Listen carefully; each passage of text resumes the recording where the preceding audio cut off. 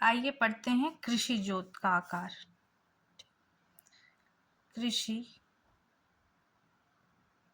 जोत, ठीक है। कृषि जोत मतलब कृषि का साइज, ठीक। किस किस साइज के खेती को क्या क्या बोला जाता है, आज हम वो देखेंगे। पहला होता है सीमांत जोत। सीमांत जोत, ठीक।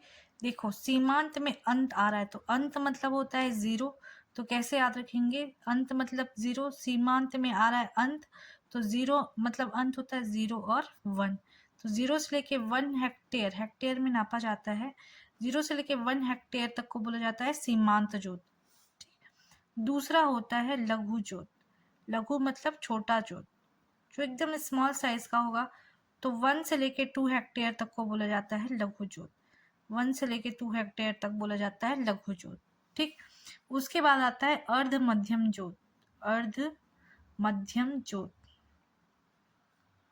अर्ध मध्यम मतलब होता है कि जो मिडिल है, मगर मतलब आधा मिडिल है पर लोअर के पास है, ठीक है, मतलब लघु जोत के पास है, ठीक। तो 2-4 हेक्टेयर, 2-4 हेक्टेयर, ठीक है, 2-4 हेक्टेयर आता है हमारा अर्ध मध्यम जोत, ठीक। उसके बाद आता है वृहद जोत। वृहद जोत, ठीक। जो वृहद जोत मतलब सबसे बड़ा जोत होता है, ठीक, वो होता है 10 हेक्टेयर से अधिक, ठीक। और एक छूट गया है मध्यम जोत। मध्यम जोत होता है 4 से लेके 10 हेक्टेयर, 4 से लेके 10 हेक्टेयर तक, इसे कहा जाता है मध्यम जोत। तो सीमांत में आता है अंत, अंत होता है जीरो, तो जीरो से लेकर 1 हेक्टेयर को सीमांत जोत कहा जाता है। लघु जोत होता है 1 से लेके 2 हेक्टेयर। अर्ध मध्यम जोत मतलब जो आधा मध्यम है पर वो लघु के भी पास है, तो 2 से लेके 4 हेक्टेयर। फिर मध्यम जोत होता है 4 से लेके 10 हेक्टेयर, और जो भी 10 हेक्टेयर से ऊपर आता है उसे कहा जाता है वृहद जोत। अब हम लोग देखेंगे कि 2015-16 के हिसाब से कृषि जोत का आकार एवरेज में कितना रहा है। तो 2015-16 के हिसाब से कृषि जोत का आकार, कृषि जोत का आकार 1.08 हेक्टेयर रहा है। 1.08 हेक्टेयर रहा है, ठीक है। कृषि जोत का आकार अब राज्य के हिसाब से हम लोग देखें तो कहाँ पर होगा, ठीक। तो सबसे बड़ा कृषि जोत का आकार, सबसे बड़ा कृषि जोत का आकार, और देखेंगे सबसे छोटा, सबसे बड़ा और सबसे छोटा। सबसे बड़ा है राजस्थान में, क्षेत्रफल वाइज भी है राजस्थान, और सबसे छोटा है आपका केरल में, ठीक। सबसे ज़्यादा बड़ा है राजस्थान और सबसे छोटा केरल, ठीक है। सबसे छोटा केरल और सबसे बड़ा राजस्थान, ठीक। अब देखेंगे कि यहाँ पे भारत में कितने प्रतिशत हमारे सीमांत, सीमांत मतलब 0 से 1 वाले और लघु कृषक हैं। तो इनका परसेंटेज है 86.2%। कितना है, 86.2%, ठीक। अब हम जो नाप देख रहे थे कि 1 हेक्टेयर, हेक्टेयर नाप रहे हैं हम लोग, तो 1 हेक्टेयर बराबर होता है, 1 हेक्टेयर बराबर 2.47 एकड़, ठीक है। 2.47 मतलब कि 1 हेक्टेयर मतलब लगभग लगभग 2.5 एकड़, लगभग लगभग 2.5 एकड़, ठीक है। 2.47 एकड़, ठीक है। या फिर इसको हम लोग डिसमिल में चेंज करेंगे, डिसमिल हो जाता है डेसिमिल, ठीक है। तो उसमें 10 का गुणा कर दोगे 2.47 में, ठीक है, मतलब डिसमिल, ठीक। तो ये हो जाएगा, पॉइंट हटा देंगे, 247 डिसमिल, ठीक है। तो 1 एकड़ बराबर 247 डिसमिल, ठीक।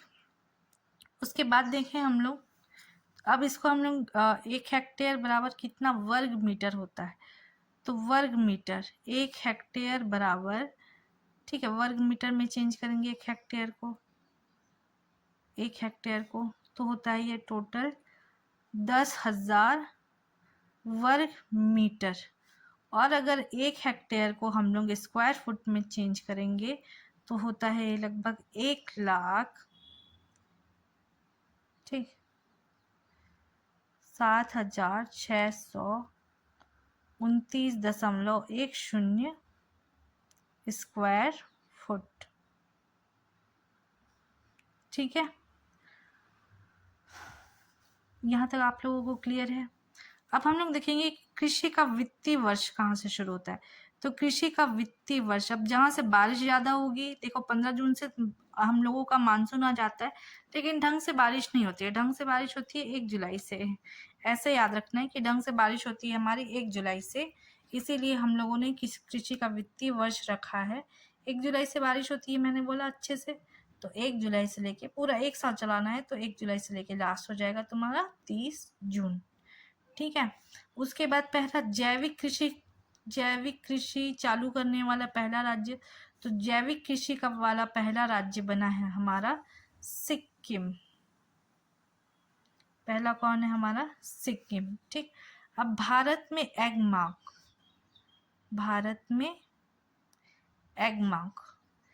मार्क होता है पर्यावरण से संबंधित। ठीक है, तो ये अंग्रेजों के जमाने से चला आ रहा है, क्योंकि हम लोगों ने देखा कि ब्रिटेन से ही हमारी औद्योगिक क्रांति की शुरुआत हुई थी, तो उद्योग के दुष्प्रभाव को रोकने के लिए ही वो लोगों ने पर्यावरण संरक्षण संबंधी एक मार्क रखा था, जिसको आइए पढ़ते हैं कृषि जोत का आकार। कृषि जोत, ठीक है, कृषि जोत मतलब कृषि का साइज। ठीक, किस किस साइज के खेती को क्या क्या बोला जाता है, आज हम वो देखेंगे। पहला होता है सीमांत जोत। ठीक, देखो सीमांत में अंत आ रहा है, तो अंत मतलब होता है 0, तो कैसे याद रखेंगे? अंत मतलब 0, सीमांत में आ रहा है अंत, तो 0 मतलब अंत होता है 0 और 1, तो 0 से लेके 1 हेक्टेयर में नापा जाता है। 0 से लेके 1 हेक्टेयर तक को बोला जाता है सीमांत जोत। दूसरा होता है लघु जोत। लघु मतलब छोटा जोत, जो एकदम स्मॉल साइज का होगा, तो 1 से लेके 2 हेक्टेयर तक को बोला जाता है लघु जोत। 1 से लेके 2 हेक्टेयर तक बोला जाता है लघु जोत। ठीक, उसके बाद आता है अर्ध मध्यम जोत। अर्ध मध्यम मतलब होता है कि जो मिडिल है, मगर मतलब आधा मिडिल है पर लोअर के पास है। ठीक है, मतलब लघु जोत के पास है। ठीक, तो 2-4 हेक्टेयर, ठीक है, 2-4 हेक्टेयर आता है हमारा अर्ध मध्यम जोत। ठीक, उसके बाद आता है वृहद जोत। ठीक, जो वृहद जोत मतलब सबसे बड़ा जोत होता है, ठीक, वो होता है 10 हेक्टेयर से अधिक। ठीक, और एक छूट गया है मध्यम जोत होता है 4 से लेके 10 हेक्टेयर तक, इसे कहा जाता है मध्यम जोत। तो सीमांत में आता है अंत होता है 0, तो 0 से लेकर 1 हेक्टेयर को सीमांत जोत कहा जाता है। लघु जोत होता है 1 से लेकर 2 हेक्टेयर। अर्ध मध्यम जोत मतलब जो आधा मध्यम है पर वो लघु के भी पास है, तो 2 से लेके 4 हेक्टेयर। फिर मध्यम जोत होता है 4 से लेके 10 हेक्टेयर, और जो भी 10 हेक्टेयर से ऊपर आता है उसे कहा जाता है वृहद जोत। अब हम लोग देखेंगे कि 2015-16 के हिसाब से कृषि जोत का आकार एवरेज में कितना रहा है। तो 2015-16 के हिसाब से कृषि जोत का आकार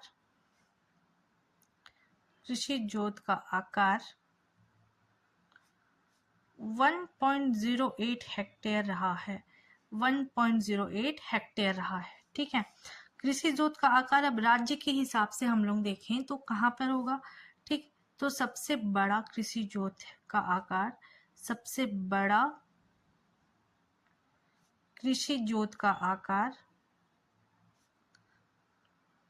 और देखेंगे सबसे छोटा, सबसे बड़ा और सबसे छोटा। सबसे बड़ा है राजस्थान में, क्षेत्रफल वाइज भी है राजस्थान, और सबसे छोटा है आपका केरल में। ठीक, सबसे ज़्यादा बड़ा है राजस्थान और सबसे छोटा केरल। ठीक है, सबसे छोटा केरल और सबसे बड़ा राजस्थान। ठीक, अब देखेंगे कि यहाँ पे भारत में कितने प्रतिशत हमारे सीमांत, सीमांत मतलब 0 से 1 वाले और लघु कृषक हैं। तो इनका परसेंटेज है 86.2%। कितना है? 86.2%। ठीक, अब हम जो नाप देख रहे थे कि 1 हेक्टेयर, हेक्टेयर नाप रहे हैं हम लोग, तो 1 हेक्टेयर बराबर होता है, 1 हेक्टेयर बराबर 2.47 एकड़। ठीक है, 2.47 मतलब कि 1 हेक्टेयर मतलब लगभग 2.5 एकड़, लगभग 2.5 एकड़। ठीक है, 2.47 एकड़। ठीक है, या फिर इसको हम लोग डिसमिल में चेंज करेंगे। डिसमिल हो जाता है डेसिमिल। ठीक है, तो उसमें 10 का गुणा कर दोगे 2.47 में। ठीक है, मतलब डिसमिल। ठीक, तो ये हो जाएगा, पॉइंट हटा देंगे, 247 डिसमिल। ठीक है, तो 1 एकड़ बराबर 247 डिसमिल। ठीक, उसके बाद देखें हम लोग, अब इसको हम लोग 1 हेक्टेयर बराबर कितना वर्ग मीटर होता है, तो वर्ग मीटर 1 हेक्टेयर बराबर, ठीक है, वर्ग मीटर में चेंज करेंगे 1 हेक्टेयर को, 1 हेक्टेयर को, तो होता है ये टोटल 10,000 वर्ग मीटर। और अगर 1 हेक्टेयर को हम लोग स्क्वायर फुट में चेंज करेंगे तो होता है लगभग 1 लाख, ठीक, 7,629.10 स्क्वायर फुट। ठीक है, यहाँ तक आप लोगों को क्लियर है। अब हम लोग देखेंगे कृषि का वित्तीय वर्ष कहाँ से शुरू होता है। तो कृषि का वित्तीय वर्ष, अब जहाँ से बारिश ज्यादा होगी, देखो 15 जून से हम लोगों का मानसून आ जाता है, लेकिन ढंग से बारिश नहीं होती है। ढंग से बारिश होती है 1 जुलाई से। ऐसे याद रखना है कि ढंग से बारिश होती है हमारी 1 जुलाई से, इसीलिए हम लोगों ने कृषि का वित्तीय वर्ष रखा है। 1 जुलाई से बारिश होती है, मैंने बोला अच्छे से, तो 1 जुलाई से लेके पूरा 1 साल चलाना है, तो 1 जुलाई से लेके लास्ट हो जाएगा तुम्हारा 30 जून। ठीक है, उसके बाद पहला जैविक कृषि, जैविक कृषि चालू करने वाला पहला राज्य, तो जैविक कृषि का वाला पहला राज्य बना है हमारा सिक्किम। पहला कौन है हमारा? सिक्किम। ठीक, अब भारत में एग मार्क, भारत में एग मार्क, एग मार्क होता है पर्यावरण से संबंधित। ठीक है, आगे पढ़ेंगे हम लोग एग मार्क। ठीक है, एग मार्क क्या होता है? भारत में एग मार्क शुरू किया गया था। एग मार्क मतलब होता है एग्रीकल्चर मार्क, एग्रीकल्चर मार्क। ठीक है, एग्रीकल्चर मार्क यानी एग मार्क एक सर्टिफिकेट होता है जो कि भारत सरकार देती है। एक सर्टिफिकेट होता है जो भारत सरकार द्वारा उस प्रोडक्ट की क्वालिटी के लिए होता है कि हाँ इसकी क्वालिटी ओके है, इसे बोला जाता है एग मार्क। ठीक है, ये एक सर्टिफिकेट होता है जो क्वालिटी को लेकर के होता है, कुछ इस टाइप का होता है।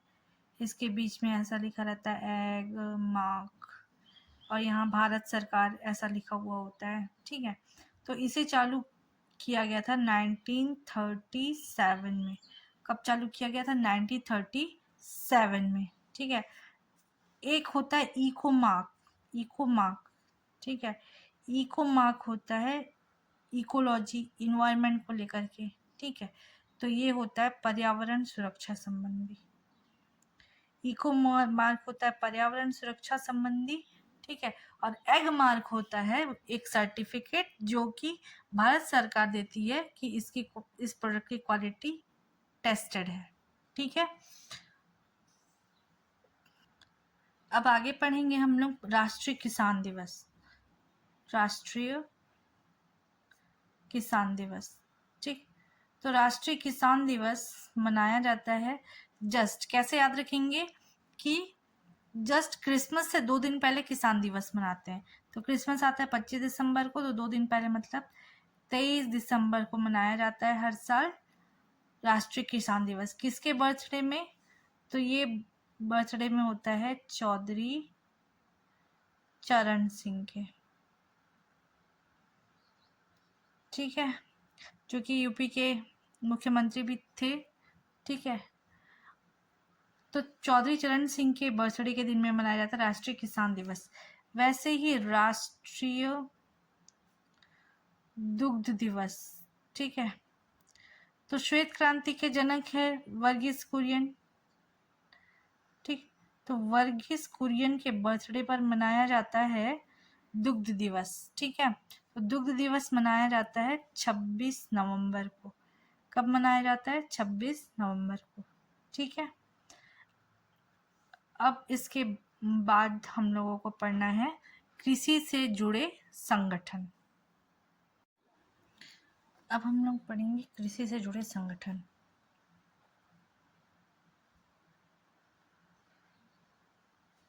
तो भारत की सबसे पहले सबसे बड़ी देखेंगे, ठीक है। तो कृषि का सबसे सर्वोच्च निकाय देखिए, सर्वोच्च बॉडी, ठीक है, सर्वोच्च निकाय, सबसे बड़ी संस्थान है हमारी ICAR, ठीक है। इसे बोला जाता है भारतीय कृषि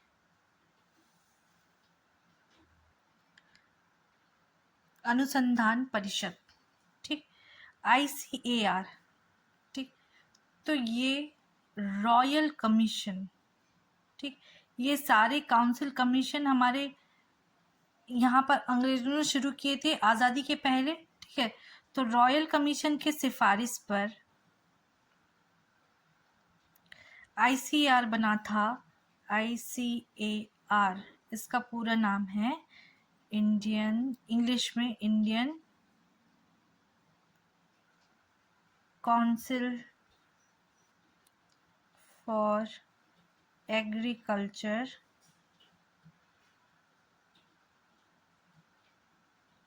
रिसर्च, ठीक। तो ICAR रॉयल कमीशन की सिफारिश के आधार पर बना था। ये बना था 16 जुलाई 1929 को बना था ICAR। तो कैसे याद रखेंगे कि बोला जाता है कि 30 साल के पहले शादी कर लेनी चाहिए, 30 साल के पहले शादी कर लेनी चाहिए। तो 30 के पहले क्या कहते हैं? 29, और 29 में क्या करवाते हैं?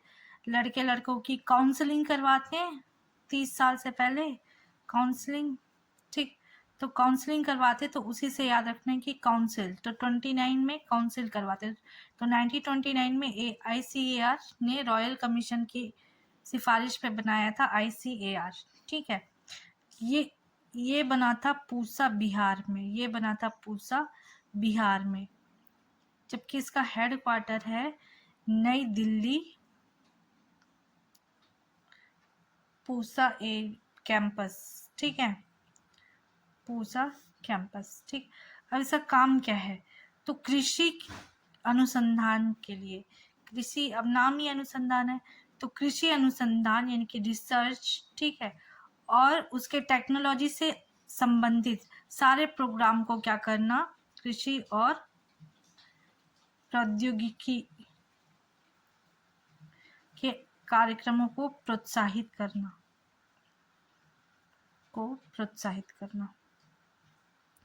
ये काम है ICAR। तो ICAR बना हमारा, ICAR काउंसिल, और काउंसलिंग होती है 29 ईयर्स में। तो 1929 में इसकी काउंसलिंग हुई, कहाँ पे? पूसा बिहार में, ठीक है।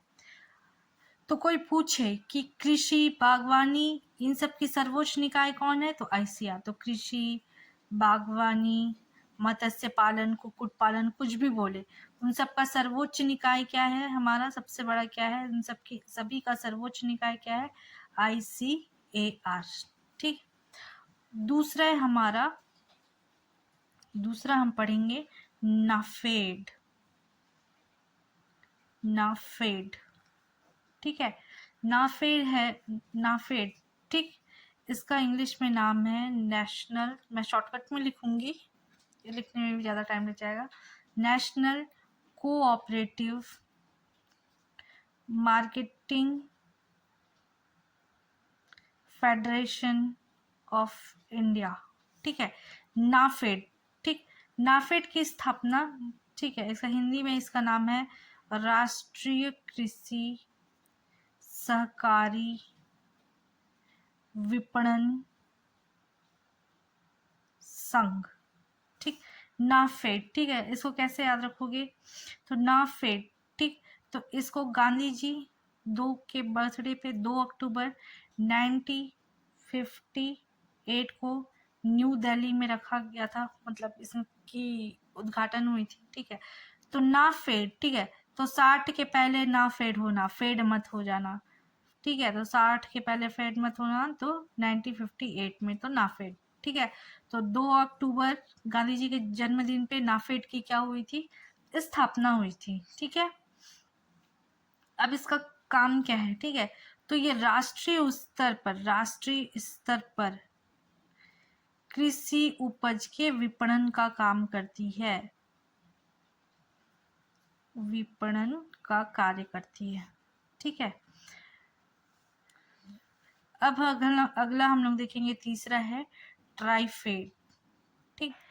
ट्राइफेड को बनाया गया था ट्राइबल के लिए, ट्राइबल से ही बना है ट्राइफेड, ठीक। तो इसका हिंदी में नाम है भारतीय जनजाति सहकारी, ठीक, सहकारी समिति,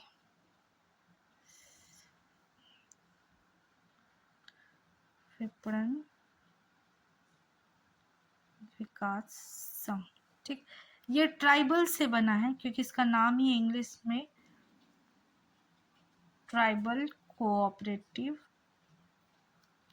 marketing development federation of India, ठीक है। तो देखिए ये ट्राइफेड बना है ट्राइबल से, ठीक है। तो जो ट्राइबल लोग होते हैं उनसे लोग क्या करते थे, लोग माल लेते थे और उनको उचित मूल्य नहीं देते थे। तो इन ट्राइबल से लोग क्या करते थे, कच्चा सामान लेते थे, और क्या नहीं देते थे, उचित मूल्य नहीं देते थे। तो उनके शोषण को रोकने के लिए, ये बनाया गया हमारा ट्राइफेड।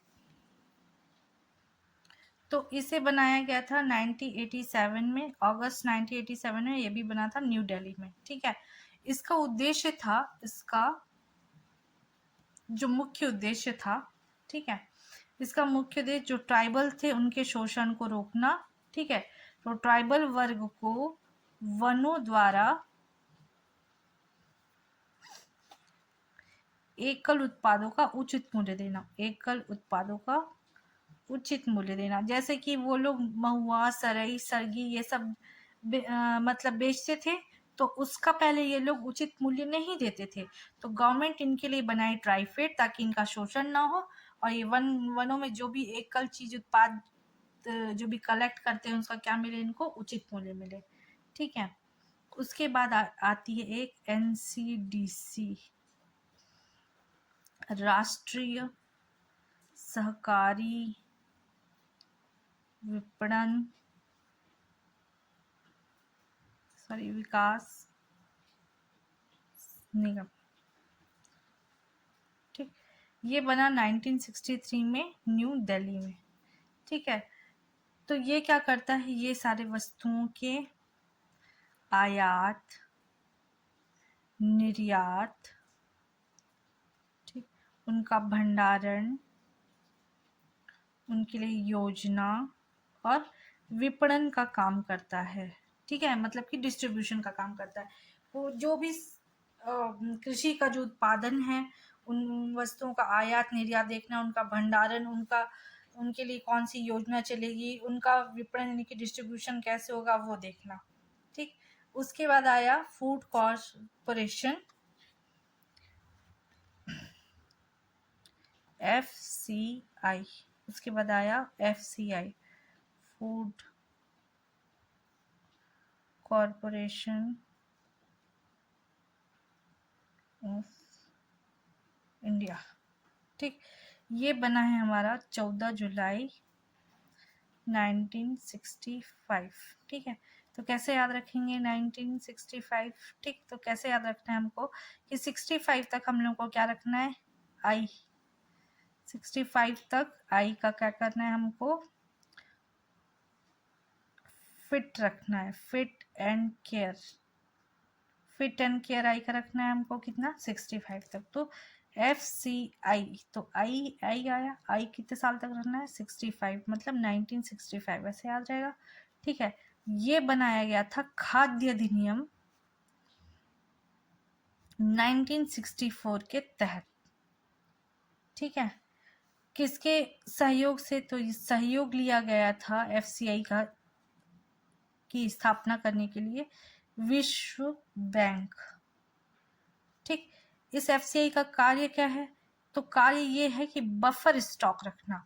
बफर स्टॉक रखना, तो बफर स्टॉक मतलब कि आपातकालीन स्थिति, कल के दिन भूखमरी फैल जाए, सूखा आ जाए, अकाल आ जाए, ठीक है, तो उनसे निपटने के लिए, यानी कि आपातकालीन स्थिति के लिए क्या करना, के लिए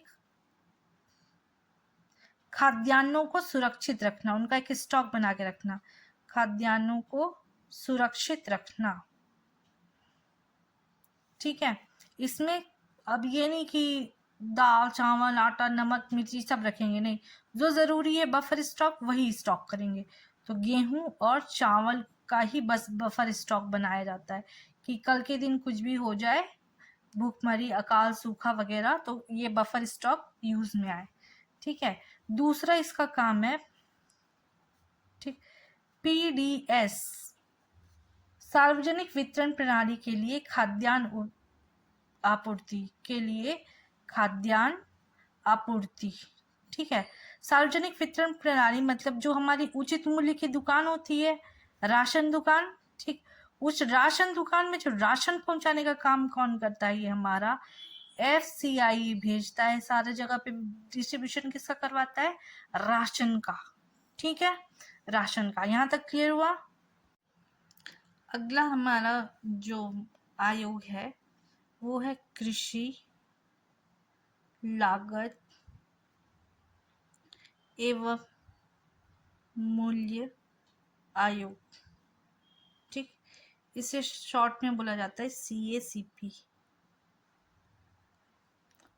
commission for agriculture cost and prices, CACP, कृषि लागत एवं मूल्य आयोग। अब नाम से ही समझ आ रहा है, लागत और मूल्य आयोग, ऐसा आयोग जो कृषि का लागत और उसके हिसाब से उसका क्या रखेगा, मूल्य रखेगा। ठीक है, तो ये बना था हमारा 1 जनवरी 1965 को। ठीक है, 1965 को। ठीक है, 65 को ये बना था। ठीक है, जिस टाइम पे हमको आई का केयर करना चाहिए उसी टाइम पे मूल्य पता चला, ऐसे याद रखेंगे। ठीक है, तो ये भी बना था आपका न्यू दिल्ली में। ठीक है, अब इसका पहले नाम था कृषि मूल्य आयोग, पहले इसका नाम था केवल कृषि मूल्य आयोग। ठीक, 20 साल बाद इनको लगा कि नहीं यार नाम चेंज करना चाहिए, तो आफ्टर 20 ईयर्स 1985 में इसका नाम हो गया CACP, कृषि लागत एवं मूल्य आयोग। ठीक है, इसका उद्देश्य क्या है, सिंपल, कृषि उत्पादों का मूल्य निर्धारण करना, कृषि उत्पादों का मूल्य निर्धारण करना। नहीं तो क्या होगा, आज हम जो चावल ले रहे हैं वो कहीं पर है हम लोगों का 80 रुपए किलो, कोई बेचेगा 100 रुपए किलो, कोई बेचेगा 200 रुपए किलो। ठीक है, इसीलिए इसका क्या करना, मूल्य का निर्धारण करना, मूल्य निर्धारण, तो कृषि उत्पादों का मूल्य निर्धारण करना, ये हमारा किसका काम है, आपका कृषि एवं कृषि लागत एवं मूल्य आयोग का। ठीक, तो हम लोग देखेंगे कि जो कृषि लागत एवं मूल्य आयोग है 3 प्रकार के मूल्यों को देखता है, मतलब मूल्यों का निर्धारण करता है। पहला निर्धारण करता है न्यूनतम समर्थन मूल्य का, दूसरा खरीदी वसूली या क्रय मूल्य का, और तीसरा जारी कीमत पे, ठीक है। न्यूनतम समर्थन मूल्य पर, ठीक है, न्यूनतम समर्थन मूल्य, ठीक है। देखो इसमें क्या होता है, जैसे कि धान है, ठीक है, धान है, ठीक, अभी लगा रहे किसान, उसको बेचते हैं तो बोलते हैं कि हम न्यूनतम समर्थन मूल्य देंगे, ठीक है। तो वो लोग पहले देखते हैं कि किसान का कितना लागत आया है, किसान का कितना लागत आया है, ठीक है। लागत में उसको कितना लगा है, मान के चलो एक किसान को एक धान का मतलब 1 एकड़ में खेती करने के लिए उसको मान के चलो 10,000 रुपये लगा है। कितना रुपए लगा है, 10,000, अब कम कर लेते हैं हम लोग, मान के चलो 1,000 रुपये लगा है। कितना लगा है, 1,000 रुपये लगा है। कितना लगा है, 1,000। मान के चलो एक किसान को अपना धान लगाने के लिए खेत में कितना 1,000 रुपये खर्च किया, वो 1,000, ठीक है। अब वो उसको गवर्नमेंट लेगी, ठीक है, उसका समर्थन मूल्य देगी, तो क्या उसको 1,000 देगी या 900 देगी, तो 900 में तो इसका लॉस हो जाएगा। तो कम से कम वो उसका MSP मिनिमम आपका सपोर्ट प्राइस कितना रखेगी, कम से कम जो MSP रखेगी 1,200, ताकि वो 1,000 उसका जो लागत है वो निकल जाए, 200 रुपये उसका लाभ बचे, ठीक है। तो इसका जो MSP, तो पहला CACP निर्धारण करती है MSP, न्यूनतम समर्थन मूल्य। न्यूनतम मतलब वो कम से कम मूल्य, ठीक है, जितने में वो सरकार उस किसान का जो फसल है उसको खरीदेगी, ठीक है। तो इसमें देखेंगे किसानों द्वारा उत्पादित फसल, किसानों द्वारा उत्पादित फसल का न्यूनतम मूल्य निर्धारित करना, न्यूनतम मूल्य निर्धारित करना, ताकि उनको क्या मिल सके, ताकि उनके उत्पादों का सही मूल्य मिल सके, सही मूल्य मिल सके, ठीक है। तो जैसे कि MSP जारी कर दिया है, ठीक। चावल का भी मान के चलो कितना, अपन लोग चावल का देखेंगे तो चावल, या फिर ये मान के चलो ज्वार का अपन लेते हैं, ठीक है। अब मान के चलो ज्वार है, ज्वार को हम लोग बोल रहे कि हम लोग 3,300 रुपये में लेंगे, सबको कितने में खरीदना है, इसका MSP कितना रखे 3,300, तो कोई इसको 3,200 में नहीं खरीद पाएगा, क्योंकि गवर्नमेंट उसका MSP कितना रख दी है, मिनिमम सपोर्टिंग प्राइस कितना रखी है 3,300, तो कोई 3,200 में सो नहीं खरीद पाएगा, ठीक है। तो ये हो गया MSP, ठीक है। दूसरा है खरीदी मूल्य, ठीक है। अब गवर्नमेंट है, कोई सामान खरीदती है, मान के चलो कोदो कुटकी खरीद रहे हैं, और कोदो कुटकी मान के चलो वो 140 रुपये में खरीद रहे, 140 रुपये kg, ठीक है। तो वो इसका खरीदी मूल्य रख लेगी, और वो फिर कोदो कुटकी को क्या कर देगी, स्टॉक में रख देगी, ठीक है। तो इसको बोलेंगे हम लोग खरीदी मूल्य, ठीक है। अब खरीदी मूल्य मतलब बाजार मूल्य पर, ठीक है, जो बाजार में जो उसका रेट चल रहा है, बाजार मूल्य पर खाद्यान्नों को खरीद कर भंडार गृह में बफर स्टॉक में रखना, बफर स्टॉक में रखना, ठीक है। इसको हम लोग क्या बोलेंगे, खरीदी मूल्य, ठीक है, खरीदी मूल्य, ठीक। बाजार मूल्य पे मान के चलो मैं कोदो बेचने ले गई 140 रुपये किलो, ये बाजार मूल्य भी यही 140 चल रहा है, तो गवर्नमेंट मेरे से 140 रुपये कोदो लेगी और कोदो को क्या कर देगी, स्टॉक कर देगी, ठीक है। अब जारी कीमत, ठीक है, जारी कीमत PDS के तहत, किसके तहत, PDS सार्वजनिक वितरण प्रणाली, यानी कि राशन दुकान के तहत, ठीक है। PDS के तहत उचित मूल्य की दुकानों पर, उचित मूल्य के दुकानों पर खाद्यान्न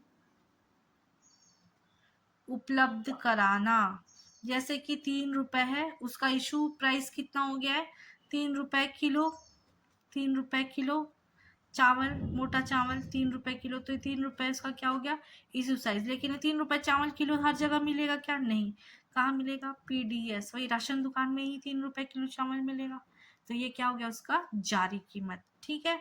न्यूनतम समर्थन मूल्य मतलब इसके नीचे कोई भी खरीदी नहीं करेगा, ताकि उसको उसका सही मूल्य मिल सके, कहीं घाटा ना हो जाए, ठीक। खरीदी प्राइस मतलब मार्केट में जो प्राइस चल रहा है उसी प्राइस पे रखना, और उसको फिर क्या कर लेना, स्टॉक पे रख लेना। राशन दुकान में खाद्यान्न उपलब्ध कराते हैं जिस रेट में, उसको क्या बोलते हैं हम लोग, जारी कीमत, ठीक है। अब अगला हम लोग देखेंगे एमएसपी, ठीक है। तो एमएसपी की घोषणा, न्यूनतम समर्थन मूल्य की घोषणा, ठीक है, न्यूनतम समर्थन मूल्य की घोषणा, ठीक है। इस घोषणा कब होती है? बुआई के पूर्व घोषणा हो जाती है। क्या? बुआई के पूर्व, कि भाई हम लोग मान के चलो अभी 3200 रुपए हम लोग धान का लेंगे, ऐसा बोल रहे हैं, 3200 रुपए, ठीक है। तो ये घोषणा कर दी एमएसपी किसका? धान का। और ये इससे क्या हो जाएगा भाई? इतना इतना रेट मिलेगा तो किसान को क्या मिल रहा है? एक तरह से प्रोत्साहन।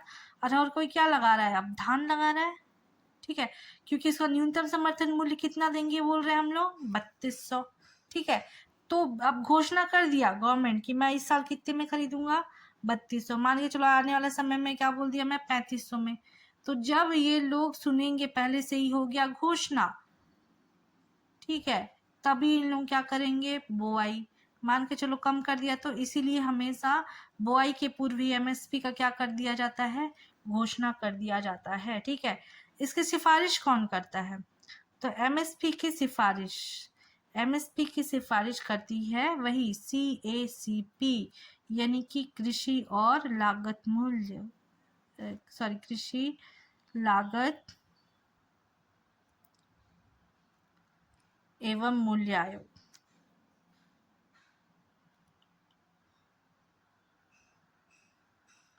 ठीक। अब इसको जारी कौन करेगा? अब क्रेडिट लेने का मंत्री लोग को ज्यादा रहता है, ठीक है। तो एमएसपी जारी करते हैं, एमएसपी जारी किया जाता है भारत सरकार के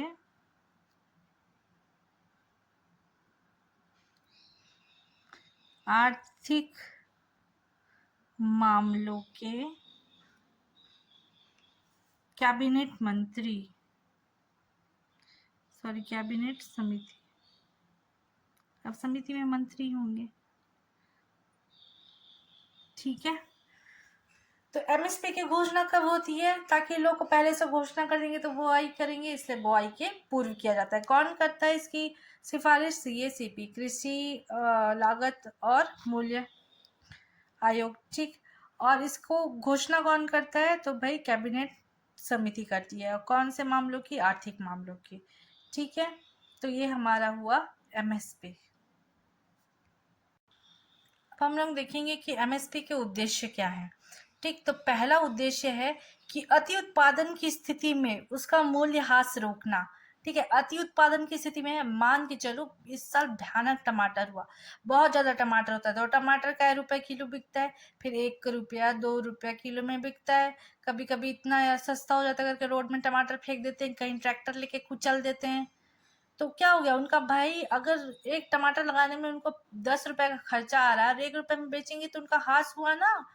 अब भाई टमाटर ही टमाटर रहेगा बाजार में, टमाटर का अति उत्पादन हो गया तो टमाटर का रेट लोग गिरा देंगे कि भाई हद से ज्यादा उत्पादन हो गया, लोग खाने वाले से ज्यादा टमाटर हो गया है, ठीक है। तो उसका रेट क्या हो जाएगा? कम हो जाएगा। तो ऐसा हुआ अगर कि इस साल अति चावल हो गया और चावल दाल ये सब खाने वाले कोई है नहीं और हद से ज्यादा हो गया, अब लगाने में आ रहा है 100 रुपया खर्चा और बेच है 10 रुपए में, ठीक है। इसीलिए पहले से ही न्यूनतम समर्थन मूल्य का घोषणा कर देते कि एमएसपी का, कि चाहे हद से ज्यादा भी चावल हो जाएगा तो, या दाल हो जाएगा या टमाटर भी, अगर मान के चलो टमाटर का मैं समर्थन मूल्य कर देती हूँ, ठीक है। अब मैं देख रही हूँ कि बारिश में अति टमाटर हो गया, अब मैं देख रही हूँ कि बारिश में अति टमाटर हो गया, ठीक है। टमाटर 1 रुपए 2 रुपए किलो में बिक रहा है, लोग गुस्से के मारे रोड नाली में बहा रहे टमाटर, ठीक है। तो इस स्थिति में उनका तो बेचारे का घाटा हुआ ना, उनका तो जो मूल्य, जिस मूल्य पे वो लोग लगाए थे उससे भी कम मिल रहा है, तो उनका मूल्य क्या हो रहा है? हास हो रहा है। तो इस स्थिति में मैं क्या करूंगी भाई? तुम टमाटर को का एमएसपी जारी कर देगी सरकार की, तुम टमाटर इस साल लगा रहे हो बारिश में, तब भी कितने भी टमाटर लगा लो मैं 10 रुपए से कम में नहीं लूंगी, कम से कम उसको 10 रुपए किलो में लूंगी। अगर मैं ये घोषणा कर दी एमएसपी, ठीक है, तो उनका जो लॉस होने से वो बच जाएगा अति उत्पादन हुआ, टमाटर जगह जगह टमाटर हुआ, पूरा मार्केट भर गया टमाटर से, तब भी अगर मैं एमएसपी जारी कर दी तो उन बेचारे का लॉस तो नहीं होगा, कम से कम जितना लागत लगा है उतना उनको तो मिल जाएगा। तो पहला उद्देश्य ये हुआ।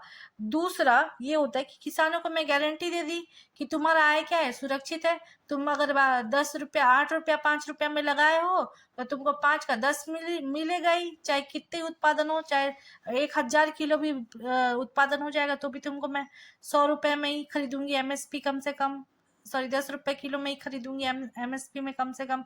तो उनको आय का क्या हुआ, एक सुनिश्चितता हो गया, तो उनका लॉस भी नहीं हुआ, उनका लॉस रोकने, और दूसरा क्या हुआ, उनका आय को क्या करना, सुनिश्चित करने के लिए हम लोग क्या जारी करते हैं, एमएसपी। ठीक है,